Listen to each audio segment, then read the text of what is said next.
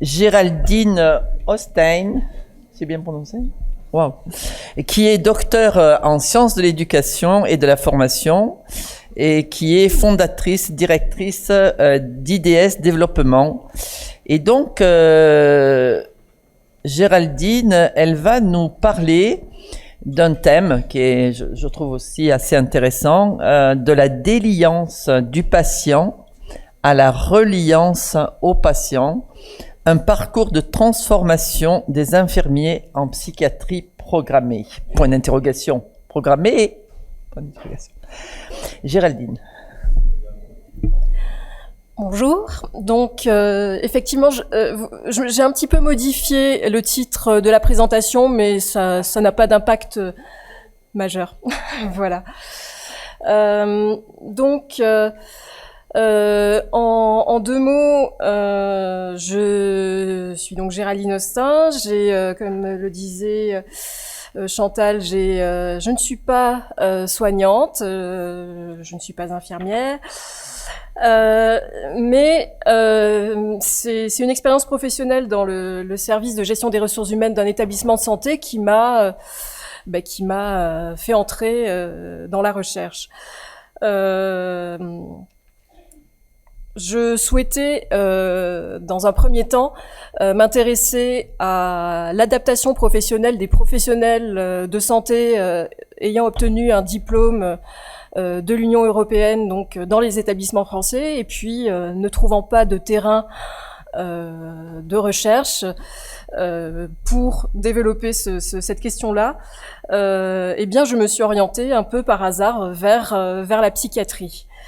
Donc, dans ma quête de terrain, j'ai rencontré la directrice des soins du groupe hospitalier Paul Guiraud de l'époque. Donc, on était en 2013. Qui m'a dit effectivement notre problématique urgente, ce n'est pas l'intégration des professionnels de santé étrangers, mais c'est bien le risque de perte de savoir-faire en psychiatrie avec les départs en retraite des infirmiers de secteur psychiatrique, c'est le manque de formation des infirmiers nouveaux en psychiatrie, c'est un manque de tuteurs motivés pour être tuteurs de stage et un manque de tuteurs formés aussi. Et voilà, on a une perte de motivation, on a du mal à fidéliser ces professionnels. Donc, on aimerait bien travailler sur cette thématique. Et voilà, moi je me suis dit, eh bien, super, allons-y. Effectivement, je n'avais aucune connaissance, alors j'allais dire aucun préjugé, mais je ne m'étais pas intéressée effectivement à ce domaine jusqu'à ce moment-là. Donc, j'ai commencé cette thèse en 2013, je l'ai soutenue en 2022. Donc, ce fut un long chemin, mais voilà, pour ma défense, j'ai eu la bonne idée de monter une entreprise en 2013, donc l'année où j'ai commencé la thèse. Donc, je pense qu'on peut comprendre eh bien qu'il y avait une priorité qui était de trouver des moyens de subsistance. Donc, la thèse a souvent été mise en pause, de côté. Néanmoins, eh bien, je suis vraiment ravie, voilà, et heureuse de l'avoir menée à bout. Voilà. Donc, je vais vous présenter. Oui, alors j'ai le plan de cette présentation. Donc, dans un premier temps, je vous donnerai une vue d'ensemble de cette recherche, puis les principales conclusions tirées de l'étude du contexte, les éléments clés du cadre théorique et conceptuel. Je vous présenterai l'étude qualitative, la démarche de recueil des données, etc., et ses résultats, l'étude quantitative, et puis les perspectives pratiques, mais également de recherche. Donc, pour faire simple, cette recherche qui a été assez longue, durant cette recherche, j'ai développé 3 grands types d'études. Donc, une étude du contexte, une étude qualitative et une étude quantitative. Donc, dans l'étude du contexte, je me suis intéressée à ce que j'ai appelé des mouvements de professionnalisation, déprofessionnalisation et reprofessionnalisation, excusez-moi, de l'infirmier en psychiatrie de 55 à nos jours. Je me suis intéressée à l'émergence d'un usager en santé mentale, acteur de son rétablissement de coopération réflexive, aux obstacles également à la coopération dans la relation soignant-soigné et aux apprentissages des soignants auprès des patients. Donc tout ça en m'appuyant sur une littérature, on va dire, classique et une littérature grise également, parce que j'avais envie de voir concrètement, et je préciserai ça tout à l'heure. Donc ma première question de recherche a été: les infirmiers en psychiatrie perçoivent-ils des apprentissages auprès des patients, et si oui, lesquels, dans quelles situations? L'étude qualitative s'est appuyée sur 23 entretiens semi-directifs auprès d'infirmiers exerçant en psychiatrie adulte. Là, c'est pareil, je développerai un peu plus tout à l'heure. 2 grandes études ont été menées. Une première concernant les apprentissages par les infirmiers, perçus par les infirmiers, donc auprès des patients. Et puis, chemin faisant, et curieuse d'aller explorer, d'aller un peu plus loin, j'ai posé finalement une deuxième question de recherche qui était: quels sont les facteurs qui influencent la nature des apprentissages transformateurs perçus? Parce qu'en fait, effectivement, je découvrais au fur et à mesure qu'il y avait différents types d'apprentissages qui étaient déclarés en fonction des infirmiers.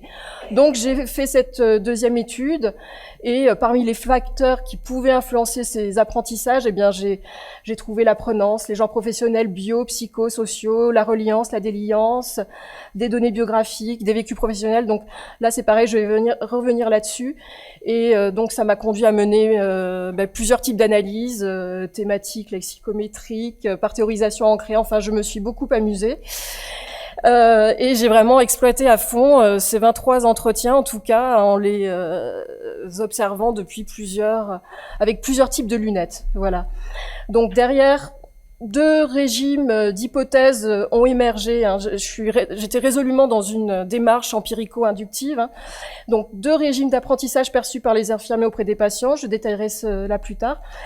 Et enfin, une étude quantitative, réalisée à partir, avec un questionnaire, 254 réponses d'infirmiers, et puis derrière une analyse statistique que je présenterai aussi, avec une étude confirmatoire et puis une analyse complémentaire ancrée dans les données quantitatives.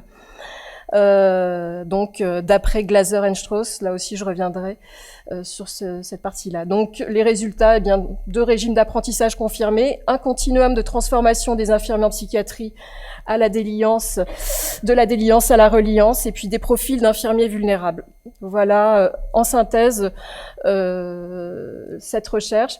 Donc je vais creuser quelques aspects et essayer de tenir le temps imparti.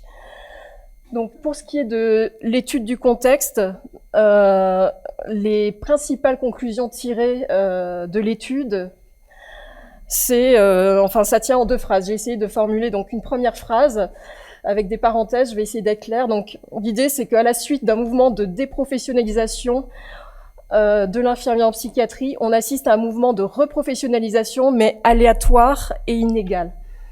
Donc, pour être bien clair et qu'il n'y ait pas de doute, quand je parle de déprofessionnalisation, je m'appuie sur Witkowski, Demailly, Delabroise, et je fais référence à la déspécialisation de la formation initiale en psychiatrie et la déprofessionnalisation au sens de tâches, de travail empêché. Voilà. Le cœur de notre métier, c'est la relation. Enfin, c'est ce qui ressortait des entretiens. Et on ne peut pas la mettre en œuvre. Finalement, on peut pas faire notre métier correctement. Enfin, comme nous le souhaiterions. Donc ça, c'est le premier point. En ce qui concerne la reprofessionnalisation, je fais référence à la reprofessionnalisation par la formation continue et le tutorat, mais aussi tous les travaux de référentialisation des activités de l'infirmier en psychiatrie, qu'on retrouve dans le référentiel du Havre de 2005, mais plus récemment, je pense que le socle care, peut être compté parmi ces activités de mise en évidence des activités, des savoirs, etc. Pour ce qui est du caractère aléatoire et inégal de cette reprofessionnalisation, c'est que ce qui ressort de cette étude assez approfondie, c'est que vraiment la formation des infirmiers nouveaux en psychiatrie repose essentiellement sur les établissements, que ce soit par les stages ou la formation continue. En fait, j'ai envie de dire, c'est mathématique. Et donc, effectivement, eh bien, ça dépend de la possibilité des établissements et de la volonté aussi des uns et des autres. Donc voilà cette première conclusion. La deuxième, c'est qu'il existe un mouvement de reconnaissance de l'usager de la psychiatrie comme acteur de son rétablissement et partenaire de soins. Donc effectivement, là, on parle de la reconnaissance des savoirs expérientiels des patients, il existe la mobilisation de patients partenaires dans la formation des professionnels de santé et des médiateurs de santé pairs dans les établissements. Mais effectivement, il existe encore de nombreux freins à la mise en place de ce qu'on peut appeler, ce que Las Vernias et Jouet appellent coopération réflexive, à savoir eh bien la création, ou plutôt le maintien d'une relation de dépendance du patient vis-à-vis du soignant, la relation de pouvoir s'exerçant sur le soigné à travers la contrainte manifeste et discrète, donc un ouvrage très intéressant de Velpri et ses collègues. Et puis bien entendu, il y a la stigmatisation par les soignants, mais bien entendu, effectivement aussi l'autostigmatisation des patients. Donc ça, ce sont les premières conclusions de ce contexte. Il me manque une diapo. Alors, maintenant, je passe aux éléments clés du cadre théorique et conceptuel que j'ai utilisé pour les études qualitatives et quantitatives. Donc, le schéma représente le métacadre théorique de Carré, inspiré de Bandura et Lahire. Donc, ce métacadre nous dit quoi? Qu'il existe donc, que les apprentissages sont le produit de corrélations réciproques entre des facteurs endogènes, disposition, biographie, capacité, de facteurs inactifs, des comportements, des pratiques, et de facteurs exogènes, environnement, contexte, milieu. Donc ça a été effectivement le cadre sur lequel nous sommes appuyés. Et puis donc les concepts qui apparaissent auprès de chacun de ces pôles sont des concepts qui ont émergé de l'étude, des différentes analyses menées tout d'abord sur les 23 entretiens. Donc j'ai eu besoin d'avoir recours au concept de genre professionnel de Clos et Fajta. Bien sûr, au modèle biopsychosocial aussi d'Engel, la prenance de Carré, le sentiment d'efficacité personnelle de Bandura. J'ai aussi mobilisé les concepts de reliance et déliance, donc développés plus particulièrement par Boldebal, un sociologue belge, mais aussi par Morin, dans l'éthique notamment, Edgar Morin. Et puis pour les apprentissages transformateurs. Donc, je vais en reparler. Défensif et expansif d'Hilleris, et puis les apprentissages transformateurs communicationnels et instrumentaux de Mézirov. Voilà les grands éléments du cadre, mais il y a évidemment beaucoup plus à dire. Alors l'étude qualitative, le recueil des données, comme je vous le disais tout à l'heure, c'est fait donc par des entretiens semi-directifs, qu'on peut dire à la croisée de l'entretien compréhensif, d'explicitation et du journal biographique. Donc les entretiens ont duré entre 35 minutes, 1h15, on va dire en moyenne 45-50 minutes. Les personnes interviewées étaient donc 23 infirmiers en psychiatrie et santé mentale travaillant auprès d'adultes. Ils exerçaient à Paul Guiraud, diplômés entre 80 et 2016, parce que effectivement, vous savez qu'il y a ces changements de diplôme, et ça m'intéressait de voir si il y avait une variation en fonction des périodes d'obtention de diplôme. Et donc ces personnes exerçaient en intra et en extra-hospitalier. Alors, le premier résultat, donc, comme je vous disais, ma première question de recherche était qu'est-ce que les infirmiers apprennent auprès des patients. Donc j'ai fait une analyse thématique et qui m'a permis de dégager alors d'un côté des apprentissages qu'on appelle informationnels, liés à l'apport de nouvelles connaissances. Tel patient me dit que voilà, les effets secondaires de son traitement, il y a qu'avec le patient que je peux savoir. Donc tout ce type de bagages finalement concernant les pathologies qui sont transmises voilà dans les interactions avec le patient, dans la relation avec le patient.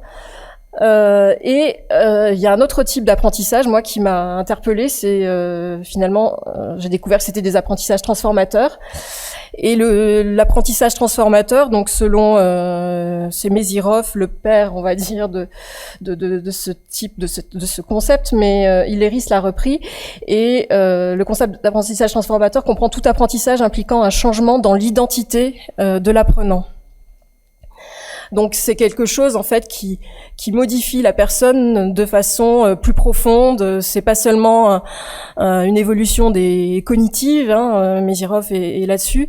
Hilleris va un peu plus loin. Il prend, on va dire toutes les couches émotionnelles et cognitives et sociales.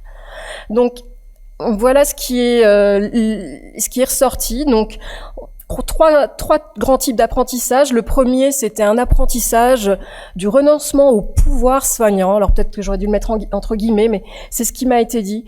Donc ces apprentissages, c'est voilà des infirmiers qui me disent, bien moi j'ai appris à renoncer au pouvoir de guérir, j'ai fait le deuil, j'avais le syndrome de la superwoman, j'allais sauver tout le monde, et puis bon, et ça c'est une chose qu'on apprend. J'ai appris à renoncer au fantasme de l'immédiateté. C'est long le rétablissement en psychiatrie. Donc ça c'est un premier type d'apprentissage. Le deuxième, c'est l'apprentissage d'une posture de soignant en maîtrise et distanciée du patient. Donc c'est derrière apprendre une posture de fermeté et d'assurance, apprendre à la maîtrise de soi, apprendre à maîtriser le patient aussi, apprendre à mettre une distance avec les patients. Donc là, il y a une recherche de contrôle, enfin une espèce de... On pouvait sentir, oui, comme la construction peut-être d'une armure, c'est peut-être un peu fort, mais bon, finalement c'est peut-être ça que j'ai perçu. Donc j'ai appelé ces apprentissages, voilà, je les ai regroupés sous l'étiquette d'apprentissage défensif. Et ensuite les apprentissages de la création d'une relation intersubjective. Donc j'ai appris à voir le patient comme une personne, à suspendre mes préjugés et projections, à m'abstenir de modifier le patient, à me fier à sa parole et à comprendre ses besoins. Voilà.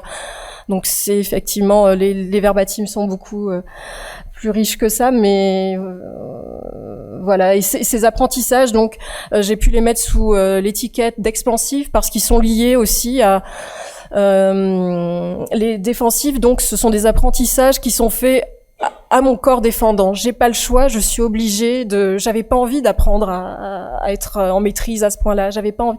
Mais j'ai été obligée.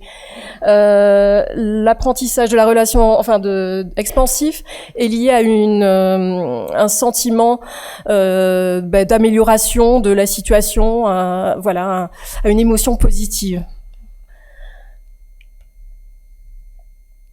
Alors, j'avais envie d'aller plus loin, comme je vous disais, ça c'était donc la première réponse à la première question de recherche sur qu'apprennent les patients. J'avais ces trois types, on va dire qu'après j'ai réduit à deux, mais j'avais ces différents types d'apprentissage et j'ai eu envie de comprendre qu'est-ce qui faisait que certains déclaraient davantage d'apprentissage défensif et d'autres expansif. Voilà. Donc, comme j'avais perçu dans les entretiens qu'il y avait différentes conceptions du soin, etc. Enfin, tout ça, ça affleurait, et que j'avais envie de tester l'outil qui s'appelle Iramutech, donc l'analyse lexicométrique. Donc, j'ai passé ces verbatims, on va dire, dans la moulinette, et voilà ce qui est ressorti. Donc, 3 grands mondes lexicaux. L'un teinté plutôt biomédical, avec un champ lexical de la pathologie, du symptôme, le vert plutôt psychologique, avec un champ lexical de la relation, des émotions. Donc là, on voit pas très bien. Ce vert est pas très lisible, mais qu'est-ce que voilà, les échanges, la confiance, etc. Et l'autre m'apparaissait plutôt psychosocial, avec des éléments spécifiques aux soins, mais aussi à la vie sociale, et puis aussi d'ailleurs à la dimension symbolique, enfin à ces actes symboliques. Alors ce que j'ai fait, bien entendu, c'est que avant de poser ces étiquettes, j'ai fait le rapprochement avec le modèle, enfin ce que j'ai pu trouver concernant le modèle biopsychosocial d'Engel.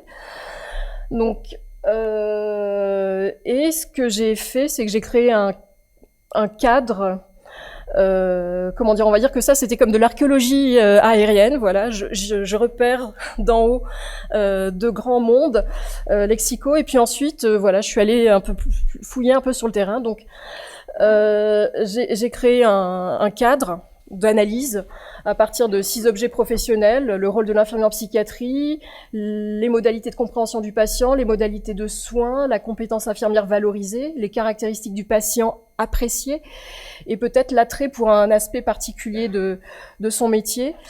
Et voilà, j'ai été amenée à mobiliser le concept de genre professionnel qui semblait assez englobant.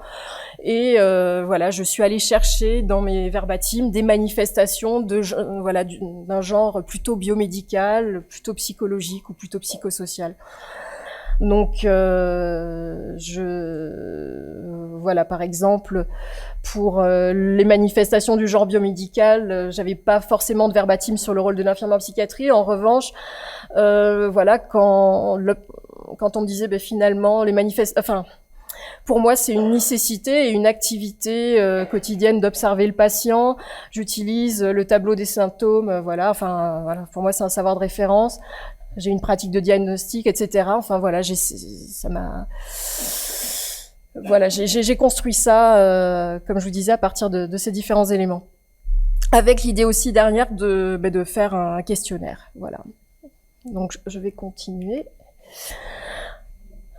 Un autre point, puisque j'avais envie de continuer.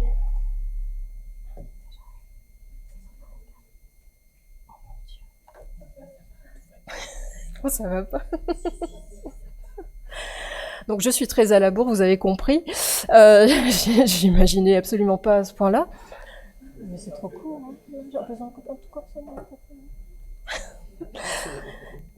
Ouais. Alors là, en fait, voilà, un des résultats de cette étude qualitative aussi, enfin c'est assez intéressant, c'est que j'ai fait une analyse par théorisation ancrée.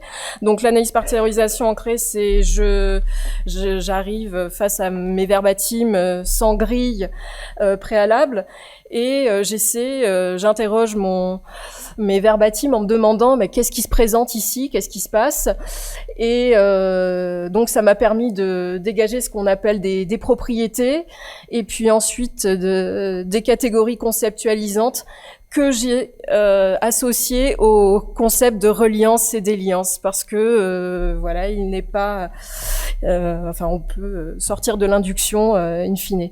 Donc pour la reliance, eh bien j'ai trouvé voilà comme catégorie le travail d'accueil du patient, l'expansion humanisante du patient qui renvoie à l'élargissement de la représentation du patient, la mise en perspective du patient, la valorisation de la différence, le travail de compréhension, la facilitation d'intersubjectivité avec le patient.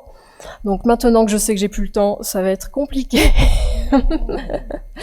Donc voilà, et puis à l'opposé, des comportements peut-être plus déliants, avec une recherche de conversion du patient, voilà, une attente d'exécution du projet soignant, une nécessité de la confiance.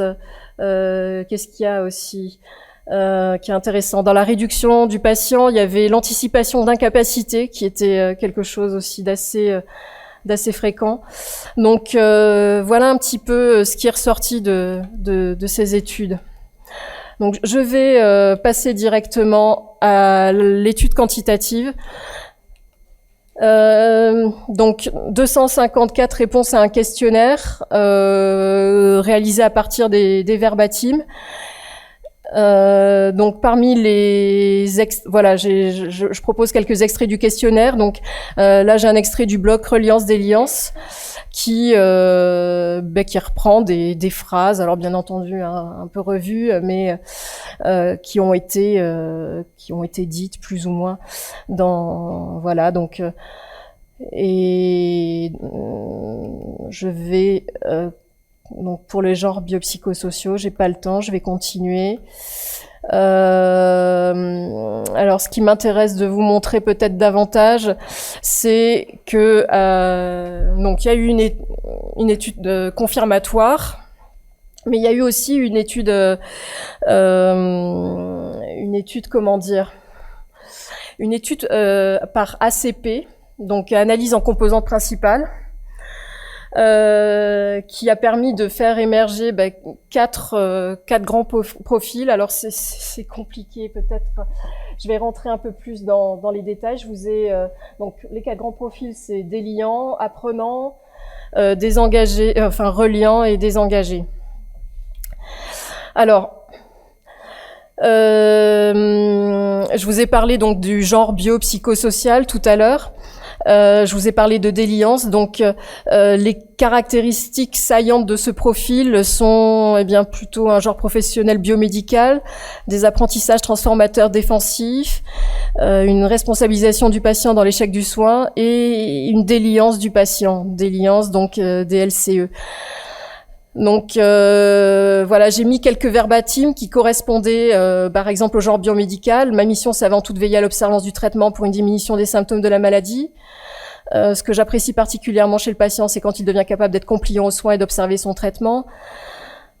Pour la déliance, j'attends des patients qui reconnaissent sincèrement qu'ils sont malades. Enfin voilà des exemples de verbatim.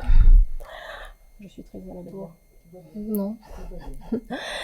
Ensuite, un profil que j'ai considéré comme plutôt apprenant, par la relation. Alors, bon, je vais pas rentrer dans ce détail-là, mais en tout cas, voilà, j'apprends. Je cherche des occasions de me former auprès des patients. J'essaie de l'aider à vivre la vie qu'il souhaite, etc. Donc, dans ce profil, on a un sentiment d'efficacité personnelle qui est assez élevé.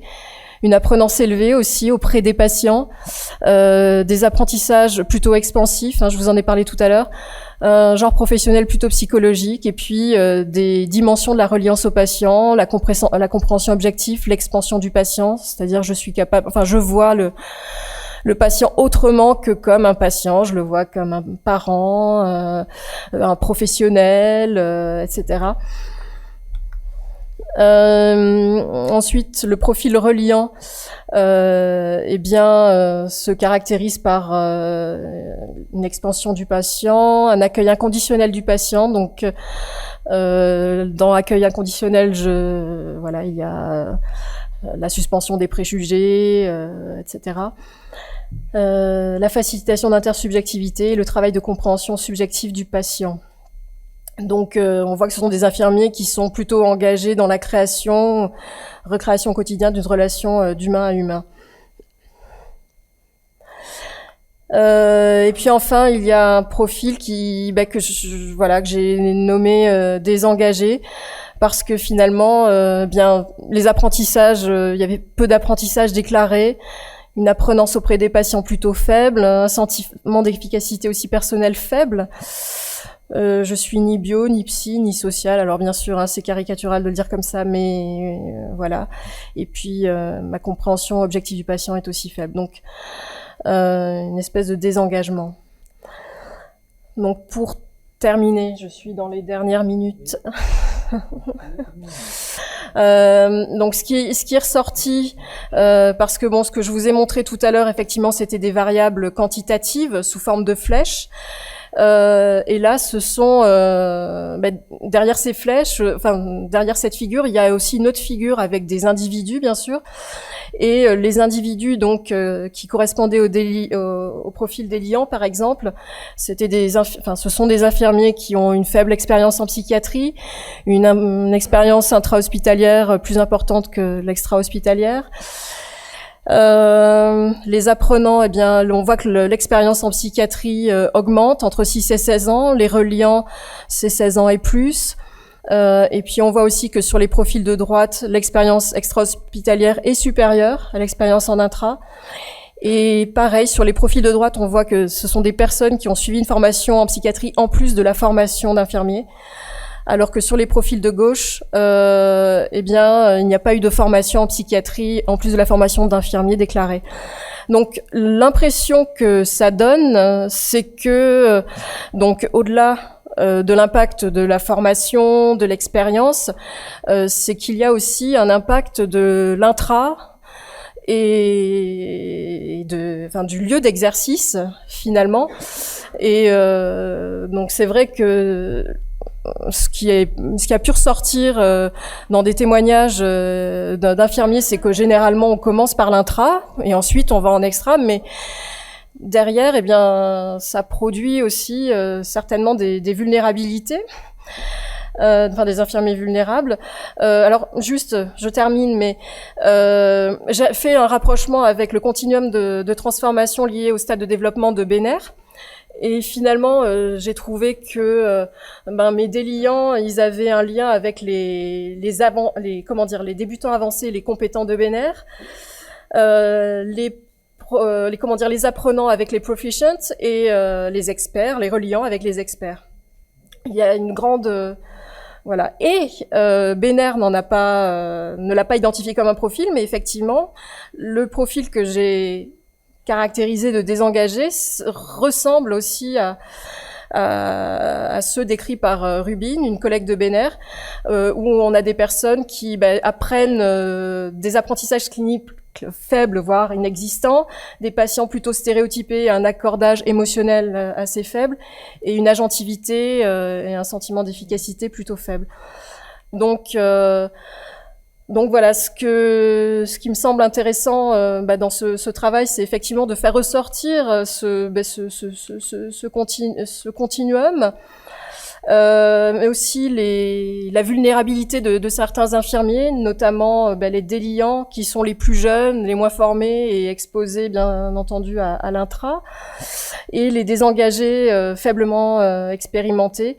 Et donc on peut imputer ces vulnérabilités au fait que ces personnes, les moins expérimentés sont dans les premières phases de leur développement professionnel.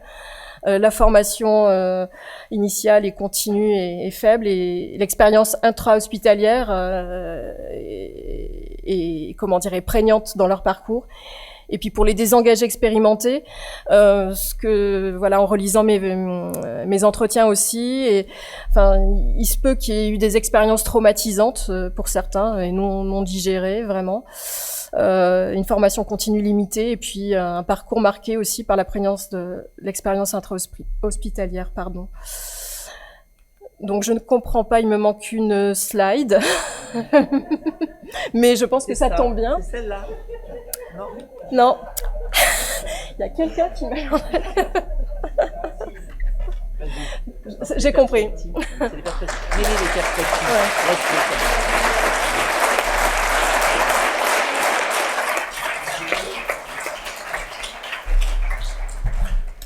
Merci Géraldine d'avoir respecté le temps. Parfait, c'est parfait, c'est parfait, c'est parfait. Et je comprends aussi la durée de cette thèse. Il y a tellement d'informations. Hein, qu'est-ce que tu dis? Oui, ça. Il y a tellement d'informations, c'est tellement riche et j'imagine que tous les laboratoires de recherche voudraient te recruter. Hein. Bon, alors, y a-t-il des questions? Enfin, je suis sûr. Pourquoi je dis y a-t-il? Il y a certainement des questions. Moi, j'en ai 1000 alors. Oui, vas-y.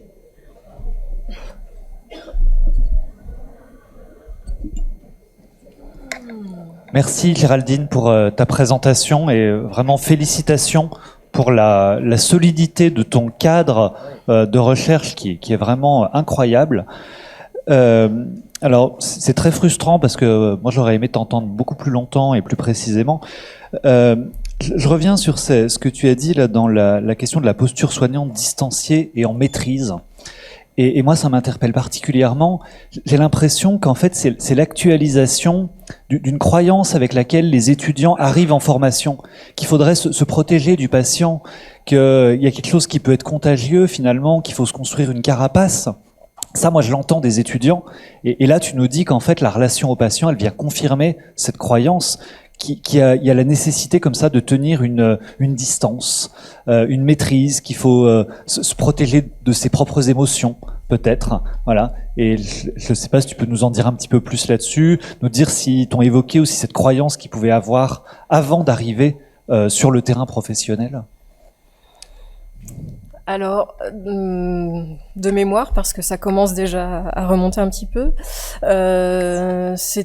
ils l'ont plutôt évoqué comme un apprentissage fait sur le terrain, en fait, et que, moi, je repense à une jeune infirmière qui me disait, voilà, moi, j'ai vu cette dame, c'était une mamie, voilà, j'ai voulu être gentille avec elle, et puis voilà, elle m'a attrapée, voilà, j'ai appris là qu'il fallait vraiment que je fasse attention à moi, que je me protège, etc. Et donc c'est plus, oui.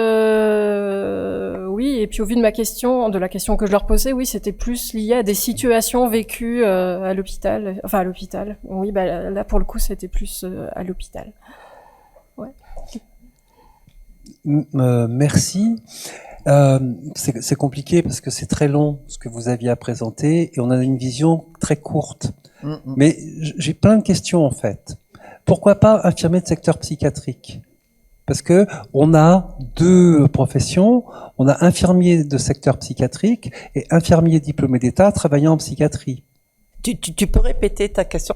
Ma question. J'ai pas bien entendu, moi. C'est pas une question, c'est une remarque. Ah bon, c'est la répéter. Infirmier de secteur psychiatrique, c'est, dans votre étude, c'est infirmier en psychiatrie. Ce qui fait qu'on ne sait pas bien de quoi il est question, si c'est des infirmiers de secteur psychiatrique dont le diplôme a été supprimé en 92, si c'est des infirmiers après qui sont des DE et qui travaillent en psychiatrie. Sur la période que vous observez de 80 jusqu'à 2016, je crois, en 80, il y a des infirmiers qui sont du programme 73-79, il y en a du programme 79-92, du programme 92-2009, je crois. Il y en a qui viennent des soins somatiques et il y en a qui sont formés dans les IFSI spécifiques, avec des modèles de formation complètement différents, avec des profils d'infirmiers complètement différents. Il y a Péchard-Murati qui a montré, en 79, il y a une année commune. Et donc, ce qu'elle a fait, c'est qu'elle a regardé comment, sur cette année commune, on formait les infirmiers dans les IFSI de soins somatiques et dans les IFSI de psychiatrie. Ce qu'elle a mis en évidence, c'est que en psychiatrie, on essayait plutôt de former des professionnels de la relation, et que dans le registre des soins somatiques, on formait plutôt des prestataires de soins. Et que ce qu'on peut supposer, c'est que les modes d'apprentissage sont complètement différents. Oui, alors... et donc, sur ce qu'il faut que je rajoute aussi, c'est que sur la période 73-79, le mode d'entrée dans l'hôpital, c'est par immersion. C'est-à-dire que les stages durent 6 mois, 7 mois, 8 mois, et les futurs étudiants peuvent même commencer sans avoir de formation, y travailler 3-4 mois. Donc on a une formation par immersion, ce qu'on n'a pas pour les gens qui sont qui vont faire un DE dans le soin somatique. Donc il y a plein de modèles d'apprentissage différents. Et du coup, mais peut-être que c'est dans votre recherche, mais on perçoit pas comment ça modifie ou pas les profils, les apprentissages et tout ça. Par exemple, dans les IFSI de psychiatrie, vous aviez régulièrement des patients qui venaient à l'IFSI et les étudiants étaient confrontés directement, pendant même leurs études, aux patients, au délire et à tout ça. Donc, est-ce que ça modifie quelque chose en termes d'apprentissage, une confrontation précoce ou pas ? Voilà mes petites remarques. J'en ai bien d'autres, mais déjà c'est pas mal. Oui, alors effectivement, bon, je crois que il est clair que j'ai été prise par le temps et que effectivement j'ai pris en compte ces données-là et donc comme il apparaît ici dans cette figure, voilà, les diplômés par exemple entre 96 et 2009 et avant 95. Eh bien, sont plus du côté, eh bien, de ces profils apprenants et reliants. Néanmoins, c'est pas ce n'était pas la donnée la plus discriminante dans l'étude. Donc c'était effectivement davantage la question de l'expérience en psychiatrie et de l'expérience en intra ou en extra hospitalier et le lieu d'exercice intra ou extra au moment de l'enquête. Ouais. Il y a une question ici. Oui. Jean-Paul, c'est ça que tu voulais... Et il y en a une là-bas. Ok. Donc, bonjour, merci pour votre présentation. Je suis ici. Xavier Trivière, je suis cadre supérieur de santé. J'ai vu vos deux présentations cet après-midi et elles m'interrogent en fait. Vous avez abordé tout à l'heure la question de la qualité de vie au travail, et là on aborde un peu la question de la qualité du travail en lui-même. Et cette question de la rencontre aussi entre ces professionnels et de ces espaces peut-être d'échange sur le travail lui-même, et peut-être d'aller un peu plus loin, au-delà de la formation, mais de ces espaces d'échange, de rencontre entre ces professionnels pour aborder peut-être ce qu'Yves Clos appelle aussi ces angles morts dans le travail et ces éléments du travail qu'on a du mal peut-être à traduire de façon théorique, mais vraiment sur l'échange du travail lui-même.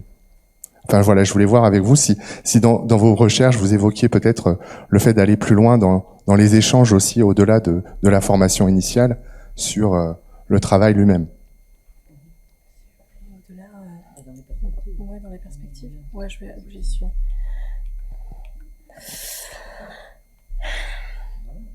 Donc, effectivement, pour faire le lien avec le travail, moi, ce qui m'a semblé intéressant, enfin, ce que j'ai aimé dans cette recherche, c'est découvrir ces concepts de reliance et d'éliance et de découvrir qu'ils n'étaient pas qu'ils étaient à peine utilisés dans le soin, enfin, de façon vraiment très très sporadique et pour moi, je pense que ce serait intéressant d'enrichir déjà avec d'autres entretiens, avec d'autres travaux, ces deux concepts. Et puis, je trouve qu'ils sont intéressants à utiliser de façon très concrète, comme peut-être des points de départ d'analyse de pratique, de retour réflexif, d'explicitation, pour voilà. Enfin, moi, je fais référence là avec cette phrase quand je suis là avec Madame. Qu'est-ce que je fais? Je fais référence à l'entretien d'explicitation. Je pense qu'il y a un lien à faire entre le travail du lien, qui est bien cette reliance ou cette déliance, et effectivement l'analyse de pratique qui passerait par une façon de décortiquer ce qu'on fait et je suis en train de me relier ou non, et je trouve ça assez intéressant, ces concepts qui activent un peu celui de relation qui est passif, quoi. Voilà. Enfin. Merci Jean-Paul.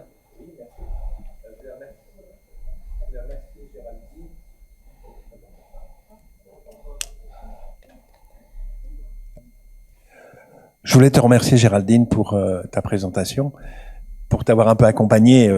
Effectivement, c'est très très riche le niveau de densité des résultats. J'ai personnellement découvert les concepts de déliance et reliance avec ton travail. Pour ceux que ça intéresse, je crois que Isabelle Santé Mentale a eu la bonne idée de te publier sur le numéro d'été de l'année dernière. Donc on peut retrouver effectivement tes travaux, une partie de tes travaux là. Ce que je voulais faire, c'est associer effectivement ta présentation avec d'autres présentations qui ont eu lieu dans cette salle sur des travaux et justement cette question des savoirs et des transmissions pour les infirmiers en psychiatrie. Benjamin, qui est mon voisin ici, avait présenté quelque chose qui était entré avec les savoirs et il isolait à peu près des mêmes catégories, mais avec d'autres mots. Je pense aux travaux de Lionel Regard et je pense que ce croisement que tu fais aussi avec Patricia Benner, qui a été pour nous aussi dans nos repérages quelque chose d'important, voilà, on gagne effectivement à voir tout ça. Je retiens 16 ans pour effectivement avoir un infirmier reliant. 16 ans, on comprend aujourd'hui dans les unités les difficultés qu'il peut avoir sur l'ensemble des questions, qui était d'ailleurs ta situation d'appel, parce que si je me souviens, tu avais commencé tes travaux à partir de la question de la transmission à partir du tutorat d'intégration, je crois bien, c'est ça? Ah, il y avait cette question, en tout cas. Oui, oui. C'est moi qui suis un peu rapide. Et il y a d'autres travaux où on voit que c'est finalement le regard qu'on porte sur l'autre en général, la dimension de l'altérité du patient. Si on voit l'autre comme porteur d'un focus lésionnel ou d'un symptôme avec une vision biologique de l'homme, il y a un éloignement. Si on voit l'autre comme étant une personne qui a une difficulté de santé à un moment de son parcours, il y a du rapprochement et de la proximité. Et on va voir que ces deux mouvements sont décisifs dans la qualification du cœur de métier des soignants. Et l'étude qui serait aujourd'hui complémentaire et qu'on voit sans doute avec les résultats partiels de PledCare, c'est que ces regards ou ces postures professionnelles ont un lien sur le recours aux mesures de restriction des libertés que sont notamment l'isolement et le recours aux contentions mécaniques. Merci, Merci. beaucoup. Merci. Merci, Jade. Merci, Chantal. Pardon? Ça va?